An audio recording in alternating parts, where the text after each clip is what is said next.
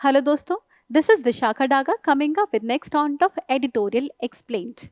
ना अम्बेडकर ने एक बार कहा था कि संविधान कितना अच्छा होगा ये उन पर डिपेंड करता है जो संविधान को निभाने वाले हैं, बट अगर निभाने वाले आपस में लड़ने लगे तो क्या। कुछ ऐसा ही केस है केरला के गवर्नर और चीफ मिनिस्टर के बीच में, जिसके तहत हम centre state conflict, chief minister governor की कॉन्फ्लिक्ट को डिस्कस करेंगे। इसके साथ हम देखेंगे रूल ऑफ गवर्नर क्या है और पंची कमीशन क्या रिकमेंडेशन देता है इसको रिजॉल्व करने के लिए through an editorial which came in Indian express. तो चलते हैं, बढ़ते हैं आगे और देखते हैं कि मुद्दा सामने सबसे पहले आया क्यों। ये मुद्दा सामने आया केरला के केस से, जहां पे with the vice chancellor Gopinath Ravidas, जो आपके गोपीनाथ रविंद्रन थे, he was reappointed as a vice chancellor of Kannur university. However, governor had the objections to it, though chief minister wanted to go ahead with this. To the extent governor had opinion कि though he supposed to act on aid and advice of the governor under article 163 of the constitution, but उनके पास कुछ discretion भी है, and under this discretion जब वो he act as a chancellor of the university, appointment power उनके पास होती है। On the other hand जो आपकी स्टेट है उसके पास डिफरेंट स्टोरी है। It says that under university act वो ये पावर ऑलरेडी गवर्नर से हटा चुकी है। तो चलते सबसे पहले ये जानते हैं, ये जो कंफ्यूजन ओवरऑल हो रही है that who has the power, ये कंफ्यूजन आती कैसे, because there is a confusion over the power between the chief minister and governor. बढ़ते हैं आगे और सबसे पहले ये जानते हैं कि आर्टिकल इसके बारे में क्या कहता है। आर्टिकल सेज दैट कि अंडर द एग्जिस्टिंग स्टैच्यू, अगर आप एग्जिस्टिंग स्टैच्यूज को बोलते हैं तो one thing is clear, the governor is to act as the ex officio chancellor of the university. जो गवर्नर है वो आपका यूनिवर्सिटी का एक्स ऑफिशियो चांसलर बनता ही है।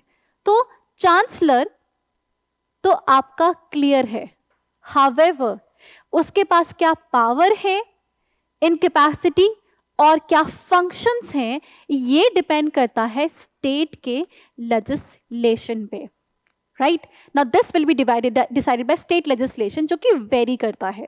जैसे राजस्थान में तो ये पावर दे ही नहीं रखी, where the governor can not appoint a vice chancellor. Similarly Orissa और वेस्ट बंगाल भी आपके सिमिलर लाइंस पे जा रहे हैं।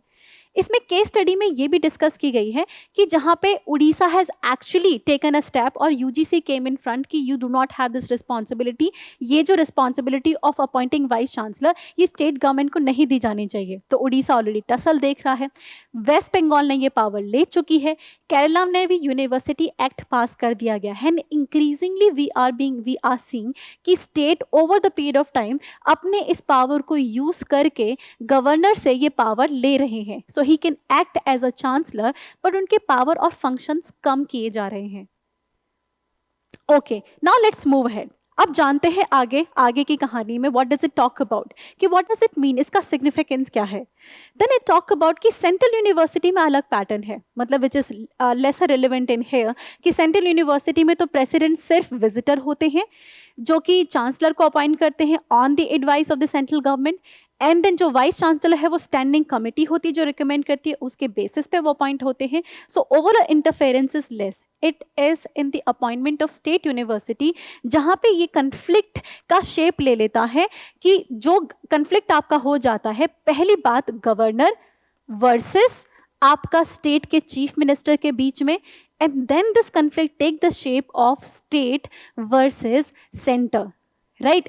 क्योंकि जो आपकी एडिटोरियल है वो और भी एग्जाम्पल लेता है कि this is not the first example. जो आपके चीफ मिनिस्टर हैं और गवर्नर के बीच में केरला में और भी डिस्प्यूट हुआ था, when the state legislative assembly organized a kind of a special session on the farm laws, then governor had the issues with this. State legislative assembly passed a resolution against CAA and governor discredited it and passed a statement against it. It says कि governor और chief minister साथ में काम नहीं कर रहे।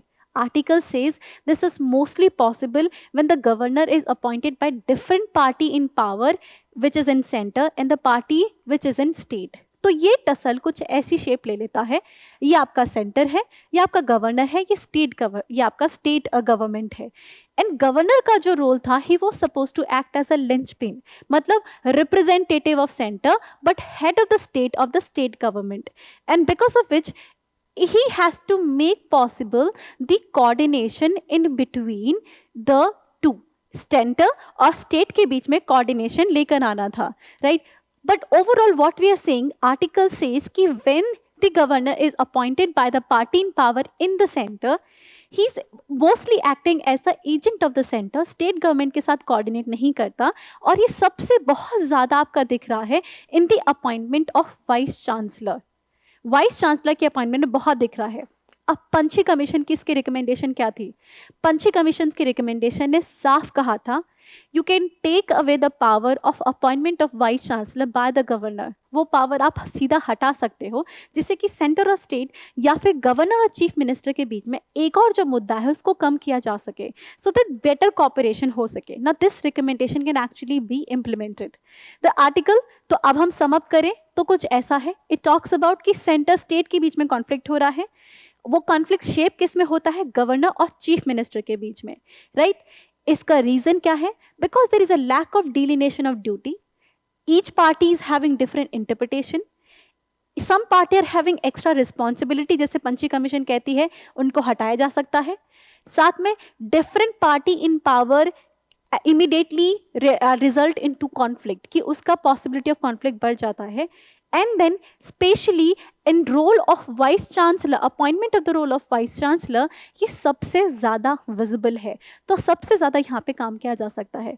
So this was about this editorial, जिसको आप कहीं पे भी केस स्टडी में कोट कर सकते हैं इन whenever you're talking about center state conflict, role of the governor। तो ये आपके बहुत अच्छी केस स्टडीज बन सकती है। आई होप ये वीडियो आपको समझ में आई हो। If that is the case तो वीडियो को लाइक और सब्सक्राइब करें, नहीं तो कमेंट सेक्शन में अपने डाउट्स डाल दीजिए। Thank you so much. Current Affairs by Forum IAS is an all-in-one program that covers the dynamic aspect of the syllabus from both prelims and mains perspective. Last year, we have helped more than 100 students crack IAS with our current affairs classes.